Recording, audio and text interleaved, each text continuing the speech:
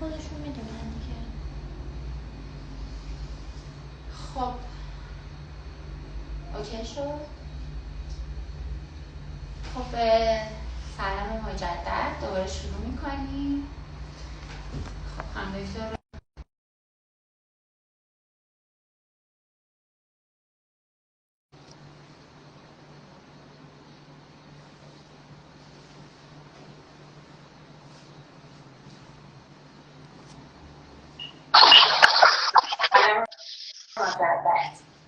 سلام خانم دکتر. خسته من مرسی. من به محض اینکه تصویر خودم میاد تصویر شما قطع میشه. حالا مشکلی نیست، صداتون رو دارم. خب هم صدا همو داریم.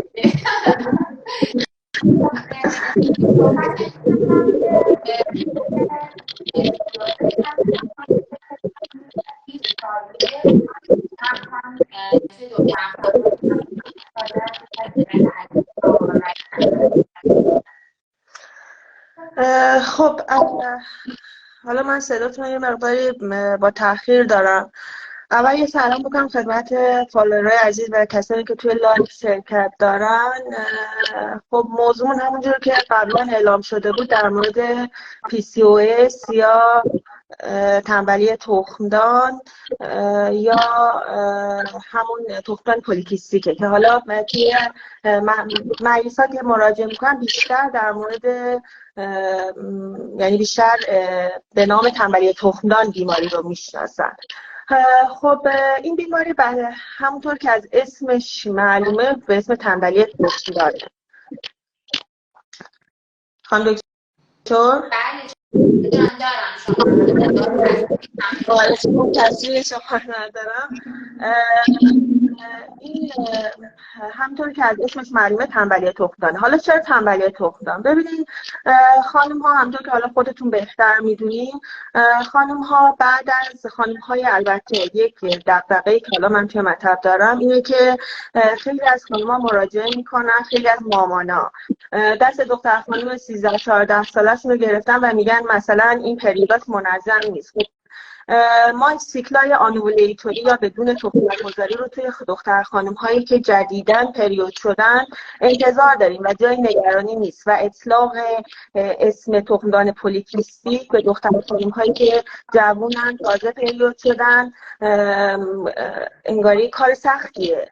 بنابراین این حرفایی که من میزنم برای خانم های جوانیه که حداقل 2 سال از شروع پریودشون گذشته. این خانم ها برای پریود یعنی هر ماه یه پریود مشخص دارن، توی یه روزهای مشخصی تخمک گذاری میکنن. حالا اتفاقی که توی خانم های مبتلا به PCOS میفته چی هست؟ این خانم ها مشکلی که دارن اینه که تخمک گذاری ندارن، یعنی تخمک گذاری مرتبی ندارن و پریودهای مرتبی ندارن. اصلی ترین مشکلی که خب به مطب متخصصین زنان مراجعه میکنن این مسئله است و ما معمولا از روی این مسئله میرسیم به تشخیص PCOS. خب در مورد ویژگی‌هایی که ما باهاش PCOS رو تشخیص میدیم، PCOS اول من بهتون توضیح بدم که معمولا به 4 دسته تقسیم میشه که بر اساس اینه که 3 تا ویژگی هست یا نیست. اولین ویژگی همینی که گفتم، آنوولیتوری سیکله، یعنی سیکل‌های بدون تخمک‌گذاری، پریودهای نامرتب. ویژگی دوم هایپر آندروژنیسمه، یعنی افزایش هورمون‌های مردانه که خب چیزی که شما اول لایو اشاره کردین شامل ریزش مو با الگوی مردانه هست و آکنه و رویش مو توی نواحی که نباید در بیاد، مثلا پشت لب، زیر چانه، اطراف نیپل یا اطراف سینه یا زیر ناف که خانم ها مراجعه میکنن و میگن این تظاهرات رو توی بدن خودشون دارن. و مورد سومی که توی تشخیص PCOS به ما کمک میکنه ویژگی‌های سونوگرافی هست که البته حالا باز در ادامه بیشتر توضیح میدم که ویژگی‌های سونوگرافی به تنهایی باعث تشخیص PCOS نمیشه و حالا هر کدوم از این ویژگی‌ها باشه به تنهایی PCOS نیست. یعنی اینی که حالا 2 لاخ مو از زیر چینه در میاد بگی آره من حتما تنبلی تخمدان دارم، نه این درست نیست و همونطور که از اسمش میگه پولیکیستیک اوواریان سیندروم یه سندرومه و باید همراه با مجموعه ای از علائم باشه. خب حالا در مورد علامت هایی که همراه با PCOS هست، PCOS خانم دکتر شویش خیلی بالاه، 6.5 تا 8% خانم ها مبتلا هستن به PCOS و همونطور که بهتون گفتم اختلالات قاعدگی به شکل اولیگومنوره یا آمنوره هست که یعنی پریودهایی که خونریزی کم داره یا فواصل خیلی زیاد داره که خب خیلی زندگی خانم های مبتلا به PCOS رو تحت تاثیر گذاشته. مثلا خانم ها مراجعه میکنن خانم دکتر به من میگن که مثلا من بدون آمپول پروژسترون اصلا پریود نمیشم یا مثلا 3 ماه 4 ماه پریود نمیشم، باز یهو 2 ماه پریودم و متاسفانه اختلالات قاعدگی رو ما توی افراد مبتلا به PCOS زیاد میبینیم.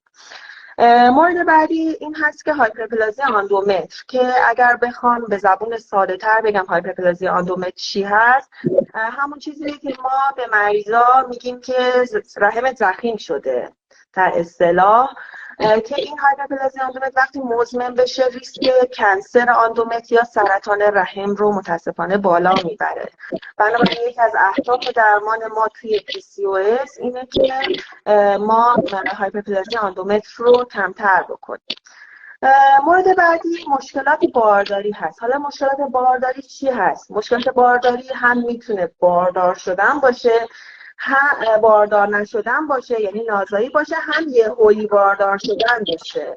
یعنی متاسفانه خانم‌های مبتلا به PCOS علاوه بر اینکه همونطور که اول بحث گفتیم شایع‌ترین علت ناباروری توی جهان هست، از اون طرف هم مثلا خانم چون سیک‌هایی بدون تخمک گذاری داره خیلی راحت خیالش جمعه، یهویی وسط این سیک‌های بدون تخمک گذاری یه تخمک گذاری صورت میگیره و یک پرگنسی اتفاق میفته که اصلا توقعش رو نداشته. بنابراین مشکلات بارداری هم جزء مواردی هست که توی PCOS اتفاق میفته. حالا و بعد هم مشکلات بارداری یه سری چیزای دیگه هم هست، مثلا ریسک دیابتشون میره بالا تو بارداری، ریسک پرکلمسی یا همون مسمومیت بارداری در اصطلاح میره بالا، احتمال پرترم لیبر یا زایمان زودرس، احتمال سقط جنین و احتمال بستری نوزاد توی NICU این احتمالات هم بالا میره. خب در مورد ویژگی‌های سونوگرافیش گفتم که ویژگی‌های سونوگرافیش حالا یه سری چیزایی هست که ما توی سونوگرافی می‌بینیم و تشخیص PCO رو میذاریم براش. اولیش اینه که خب بیشتر از 12 فولیکول توی هر تخمدان وقتی دیده بشه یا تخمدانی که حجمش بره بالا به واسطه این فولیکول ها ما بهش میگیم PCOS. افزایش حجم جان خود حجم آفرین، آره، یعنی افزایش حجم تخمدان بیشتر از 10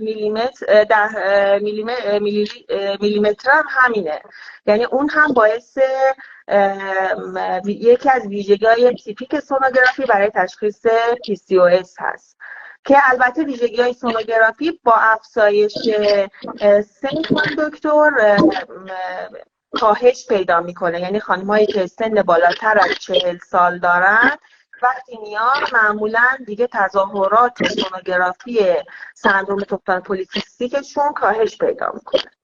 مورد بعدی هایپراندروژنیسمه، همونی که اول گفتیم، یعنی افزایش هورمون‌های مردانه که خب یکی از مشکلاتیه که خانم دکتر توی خانم‌هایی که بالاخره امروزی هستن به خودشون میرسن یه مشکلی هست که خیلی خانم‌ها باهاش دست و پنجه نرم میکنن. خب هیرسوتیسم یا افزایش مو توی قسمت هایی که مطلوب هیچ کس نیست، مثل پشت لب، زیر چانه، دور سینه. این باعث میشه که خب و بعد متاسفانه خانم دکتر چون این انگاری افزایش موها علتش هورمونیه، به لیزر و اینجور چیزا هم جواب نمیده. آره، یعنی مثلا مریضا میان میگن ما این جلسه رفتیم لیزر هنوز جواب نگرفتیم. خب این اصلا به خاطر اینکه بیس پرمویی شما داستانش یه چیز دیگه است و باید اون هورمون ها تنظیم بشه تا این پرمویی برطرف بشه. و خب یکی دیگه از تظاهرات هایپر آندروژنیسم همونطور که خودتون گفتین تاسیه، یعنی تاسی با یک الگوی مردانه که خب خیلی بیماران ما رو اذیت میکنه. و مورد بعدی که خیلی به من مراجعه میکنن آکنه یا جوشه. خانم هایی میان که اصلا جوشای صورتشون به هیچ وجه کنترل نمیشه و این قضیه خیلی اذیتشون میکنه و نگرانشون. یه مسئله دیگه که خانم دکتر توی PCOS هست مسائل متابولیکه. حالا مسائل متابولیک خیلی یه رنج وسیعی از اتفاقاتیه که میفته و اولیش و مهمترینش و اصلی ترین ویژگی که باعث میشه که خانم‌ها خیلی ناراحتن به خاطر این و یه ویژگی تیپیکه که مثلا خانمی که میاد به من میگه تخمدان مثلا من پریودای نامنظمی دارم، اولین چیزی که من به بیمار نگاه میکنم تا تشخیص PCOS رو بذارم چاقیه. یعنی خانم های مبتلا به PCOS متاسفانه در معرض افزایش وزن هستند به خاطر مقاومت به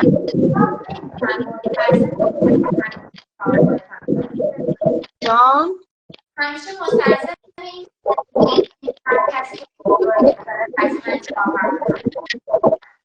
من صداتون خیلی خانم دکتر از دور دارم، برای همون خیلی متوجه نمیشم.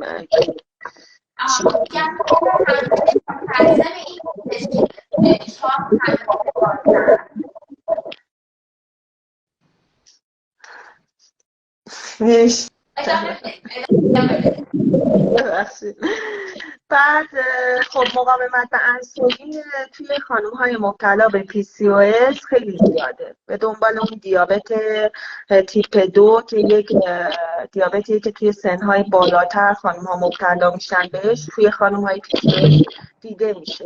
خب این چاقی، این مقاومت به انسولین، دیابت باعث هایپرلیپیدمی هم میشه. یعنی خانم دکتر مثل که صدا ضعیفه.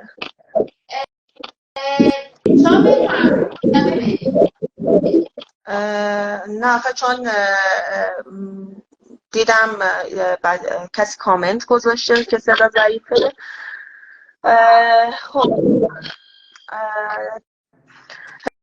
خب چاقی و دیابت باعث میشه که بیمار ما مبتلا بشه به بیماری‌های قلبی عروقی که خب خیلی ناراحت کننده است که توی یک بیماری که بالاخره ما نقشی نداشتیم جزء عوارض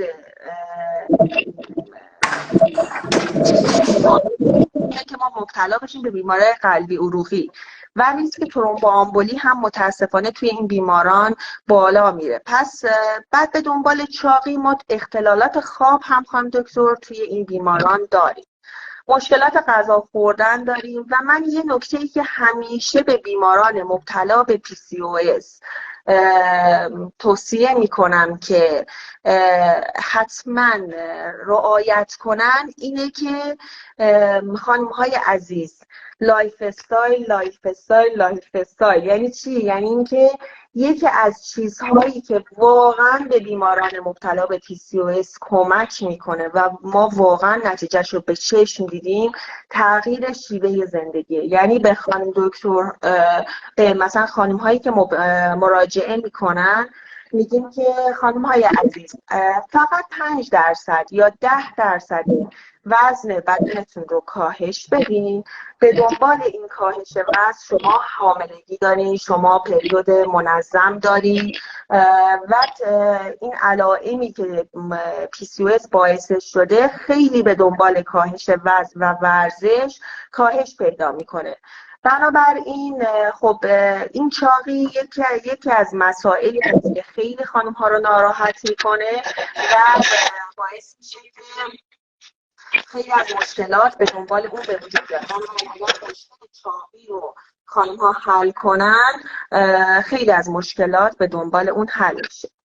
خب پس اهداف درمان ما این هست که ما اول علائم هایپر آندروژنیسم رو از بین ببریم، یه پریود مناسب داشته باشیم، سندروم متابولیک یا همون بیماری‌های قلبی عروقی و چاقی رو کاهش بدیم، ریسک سرطان اندومتر یا سرطان رحم رو کاهش بدیم و بارداری کنترل شده داشته باشیم. یعنی زمانی که میخوایم باردار نشیم باردار نشیم، زمانی که میخوایم باردار بشیم باردار بشیم. یعنی این مشکلی که متاسفانه توی بیماران مبتلا به PCOS هست. خب برای درمان، حالا بحث درمان همطور که گفتم لایف استایل حرف اول میزنه.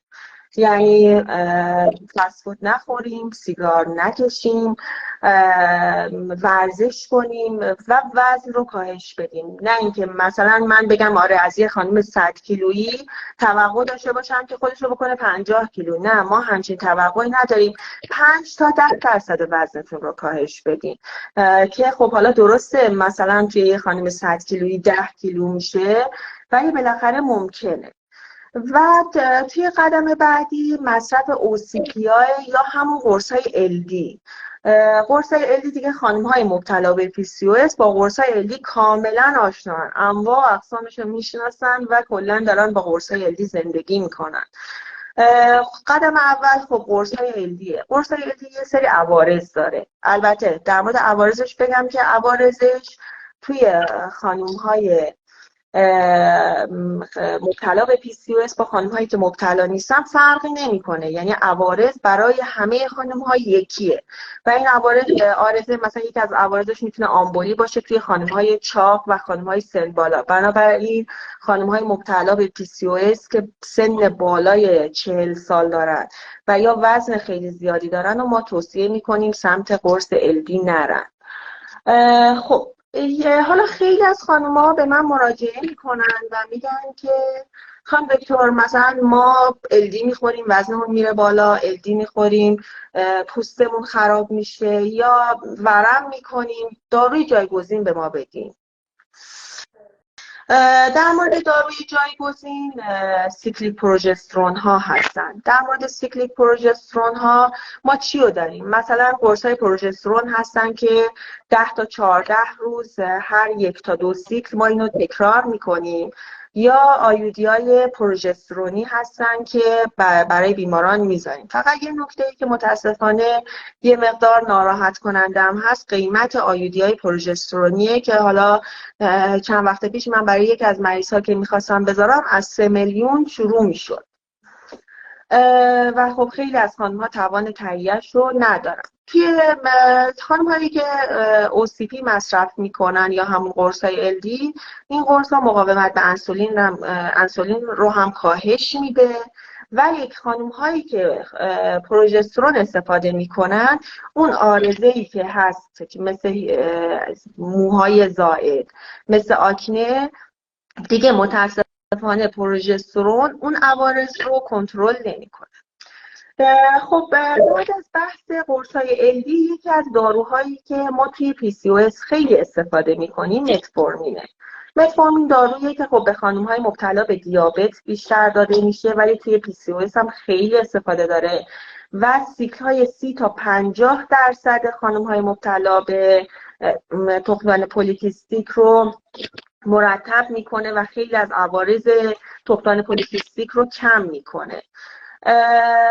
حالا یه چیز دیگه ای که در مورد LD گفتم این وسط یادم اومد بگم اینه که خانم هایی که قرص LD میخورن اگر بیض، موی زائد و آکنه خوب جواب ندادن، همینطور یکی از درمان هایی که خوب اد بشه به LD آنتی آندروژن هاست که 6 ماه باید استفاده کنن که ما به این خانم ها اسپرونولاکتون میدیم که اسپرونولاکتون 50 تا 100 2 بار در روز میدیم و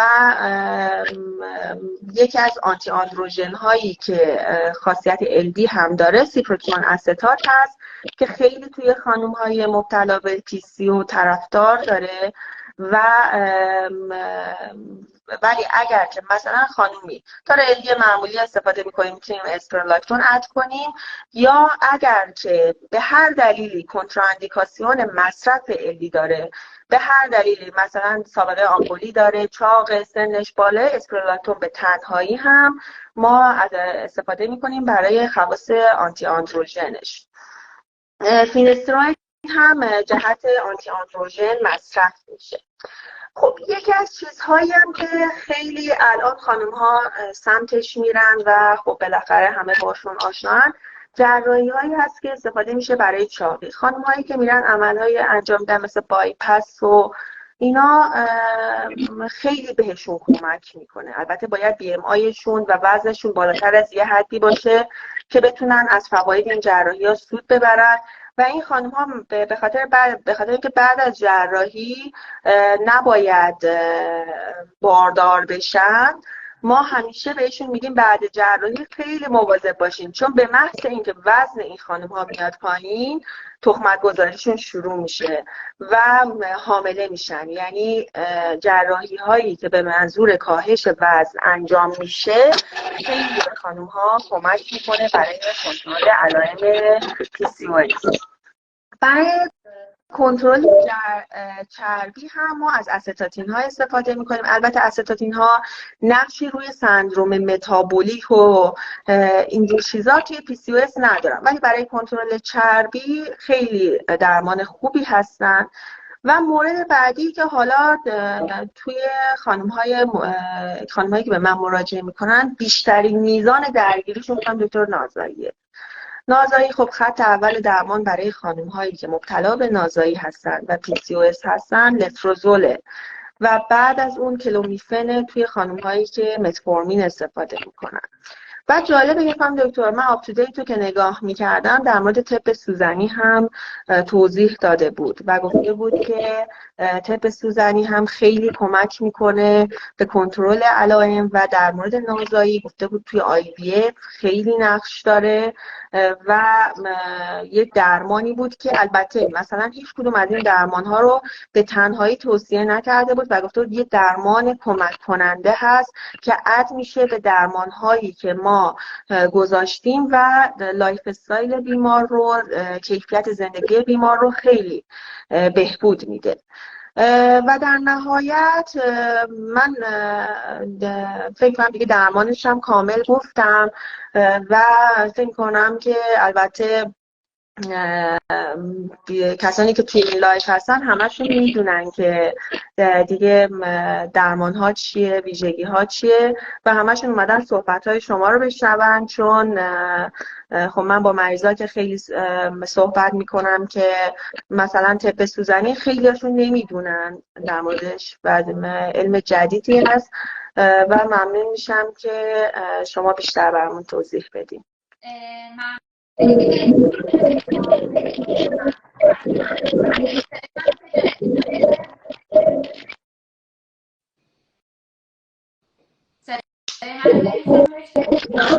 بله مرسی، خیلی کامل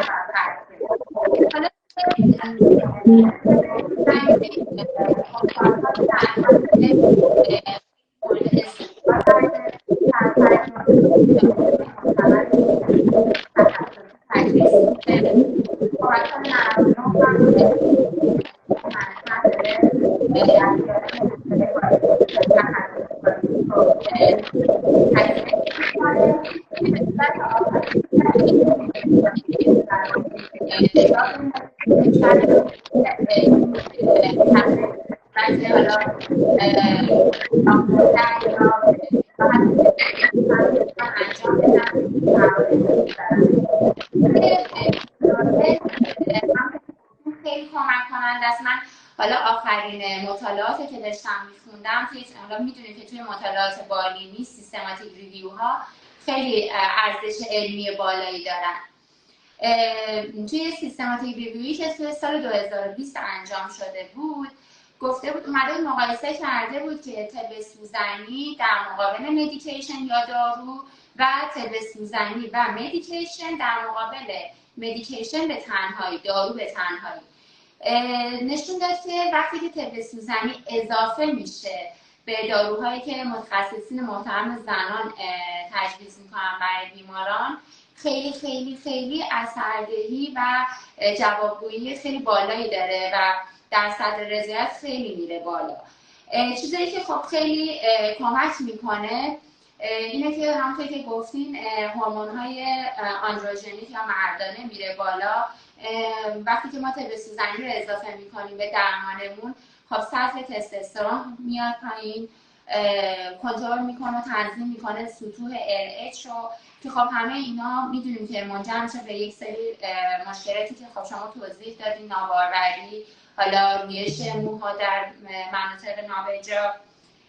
یه چیز دیگه ای که خب خیلی کمک کننده بود متفورمین بود که اشاره کردیم. من گفتم اینم بگم که باز اومدن دیدن که وقتی اکوپانکچر یا طب سوزنی رو اضافه میکنن به متفورمین خیلی کمک میکنه به اون ما یک مشکلی که داریم توی سندروم این تنبلی تخمدان، این مقاومت و انسولینه که منجر میشه به دیابت، حالا افزایش سطح قند خون. این میاد حساسیت به انسولین رو زیاد میکنه و کمک میکنه به کنترل سطح قند خون که خب از اون طرف باز این تنظیم سطح انسولین کمک میکنه به کاهش حجم کیست یا حتی تعداد کیستا.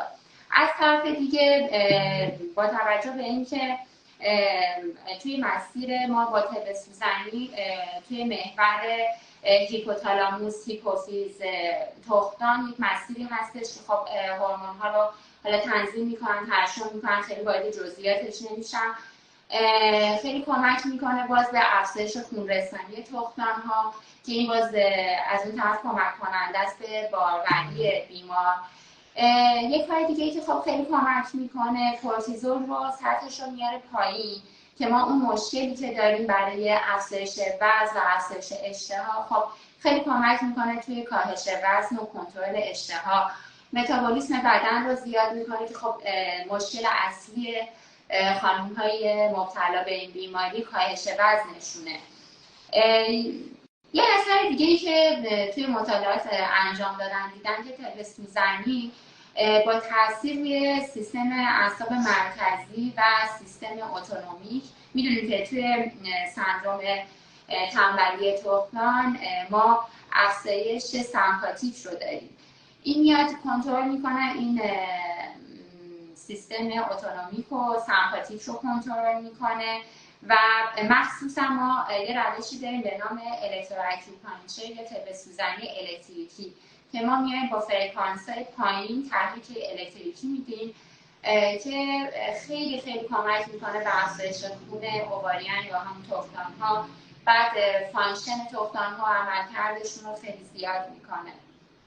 یک مشکل دیگه‌ای که ما داریم توی اینها اینه که GnRH دچار اختلال میشه که ما میایم باز دیدن که کمک میکنه خیلی به افزایش ترشح این هورمون‌های GnRH که باز این خودش تایمینگ و افزایش پریود رو و اون آن تایم بودن پریود رو خیلی تنظیم میکنه و کمک میکنه. حالا به هر علتی که خانومی حالا نمیتونه داروهای مثل LD رو بخوره یا داروهایی که شما اسم بردین، ما خیلی میتونیم کمک کنیم در کنار این درمان ها و زیر نظر متخصص زنان ما میایم با هم یک تیم میشیم، کمک میکنیم به بیمار که این مشکلات رو حل کنه. خب خیلی ها نمیتونن این داروها رو استفاده کنن، حالا مشکلاتی دارن، ریسک حالا عوارض آمبولی دارن، بالاخره یه سری کنتراندیکاسیون هایی داره مصرف الی. اگر خب اینها رو داشته باشن ما میتونیم کمک کنیم بهشون در کنار درمان های روتین که دیده شده که خیلی درصد رضایت بالاست، یعنی بیماران مراجعه میکنن توی کلینیک طب سوزنی برای مشکل PCOSشون، چاقی شکمی که دارن، پریودهای نامنظمی که دارن، تخمک گذاری ندارن. ما میگیم که بین 8 تا 12 جلسه طب سوزنی انجام میدن و درصد رضایت خیلی بالا میره در کنار داروهایی که استفاده میکنن. همیشه من میگم طب سوزنی رو نباید وقتی انجام میدی درمان اصلیش رو قطع کنیم. اینها با هم مکملن، به هم کمک میکنن و باید مثل یک تیم ما به بیمار کمک کنیم که این مشکلش رو حل کنه. خیلی ممنونم خانم دکتر از توضیحاتی که دادیم. خیلی لایو مفید و جامعی بود. ممنون که وقتتون رو در اختیار ما گذاشتیم. حالا اگر که سوالی چیزی دارید من در خدمتم، یا اگر کسانی که تو لایو هستن سوالی دارن ما کامنت رو باز میکنیم که سوالاتشون رو بپرسن. ممنونم دکتر از توضیحات کاملتون، خیلی کمک کننده است مخصوصا به بیماران من، چون خیلی من مراجعه کننده مبتلا به PCOS دارم. حالا من همونطوری که این مدتی که کامنت ها آف بود یه جا به من یه سری دایرکت دادن، ممنون لطف کنن اینجا بنویسن سوالاتتون رو بخونیم.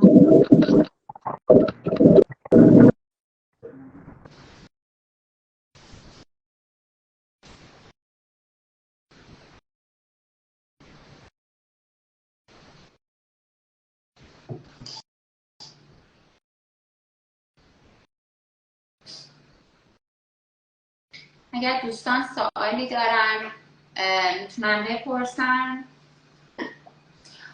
یکی از سوالاتی که توی کوئسچن باکسی که گذاشته بودیم همین چاقی بود که افراد مبتلا به تنبلی تخمدان دارن توضیح دادیم دیگه.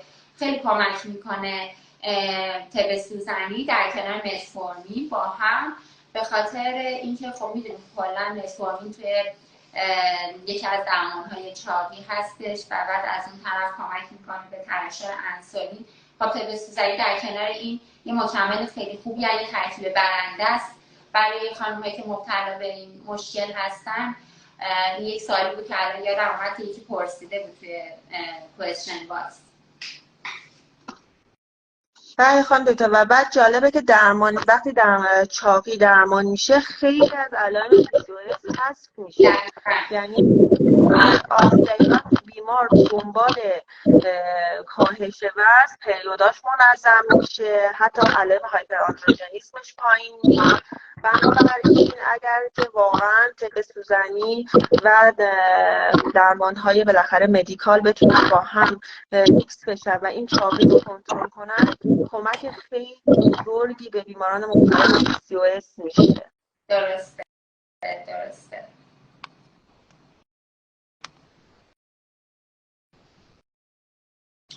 خب اگر که دوستان سوالی دیگه ندارن ما لایو رو تموم میکنیم. بیشتر از این وقت خانم دکتر هم نمیگیریم. ممنون که بر ما زمان گذاشتین، کمکمون کردین، خیلی ممنون. حالا اگر که در مورد بیماری های دیگه زنانی که اگر خیلی مشکلی دارید میتونید که با خود خانم دکتر هم در ارتباط باشید و میتونید که حالا باز هم لایوهای اینطوری آموزشی اگر دوست داشتید دوباره انجام. خیلی ممنون خانم دکتر، خیلی اطلاعات مفیدی بود. واقعا برای مردم لازم توضیحات و برگزاری همچین کاری، چون اطلاعاتشون در مورد طب سوزنی محدوده و بهتره که خب بیشتر معرفی بشه بهشون، چون بالاخره همه مثلا خیلی من پرسم از مریض ها، همونطور که قبلا گفتم، مثلا مریض های میان که میگن خانم دکتر ما واقعا مستحصل شدیم، اینقدر که دارو خوردیم و هیچ نتیجه ندیدیم و من خودم مثلا قبل از اینکه این لایو برگزار بشه بهشون میگفتم که توی پیج من دنبال کن، روزی که لایو برگزار میشه حتما بیا تا یه سری چیزای جدیدی رو هم من یاد میگیرم هم تو و بتونی استفاده کنی برای اینکه حالت بهتر باشه. ممنونم ازتون به خاطر کمکی که بالاخره به بیماران ما کردید. خب سوالی نیست، من رفع زحمت کنم. باشین قربون شما. مرسی، ممنونم خانم دکتر عزیز.